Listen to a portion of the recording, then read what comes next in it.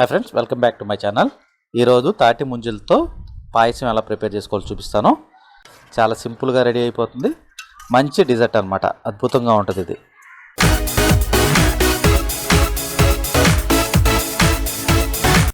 ముందుగా stove on చేసుకుని ఒక పావు లీటర్ పాలు కాగబెట్టుకోవాలన్నమాట. పాలు మసులుతున్నాయి కదండి, ఈ స్టేజ్లో పంచదార యాడ్ చేసుకుందాం. ఇది 2 టేబుల్ స్పూన్ పంచదార, పావు లీటర్ పాలకి 2 టేబుల్ స్పూన్ పంచదార, 2 యాలక్కాయలు క్రష్ చేసుకున్నాయి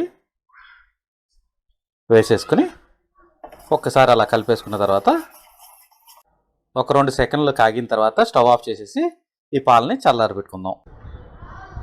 ముందుగా ఈ ముంజల్ని చక్కగా దీనిపైన ఉన్న తోలుని ఒలిసి పక్కన పెట్టుకోవాలన్నమాట.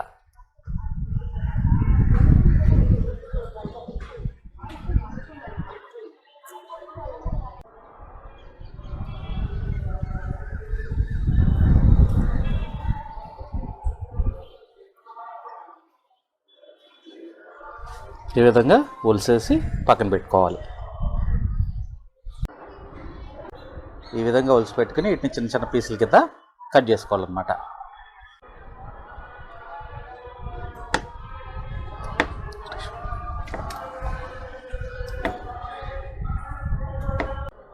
దీన్ని ఈ విధంగా చిన్న చిన్న ముక్కల కింద కోసేసుకోవాలన్నమాట.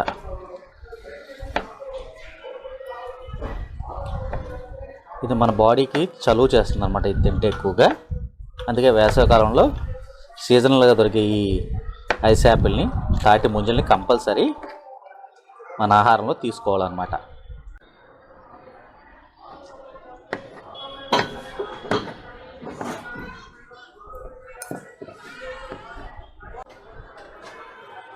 ఈ విధంగా కట్ చేసేసుకుని వీటిని చక్కగా ఒక బౌల్లో తీసుకోండి.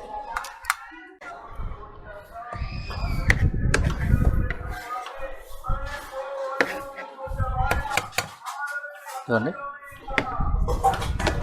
ఇప్పుడు ఈ పాలు చల్లారిపోయినాయి కదండి.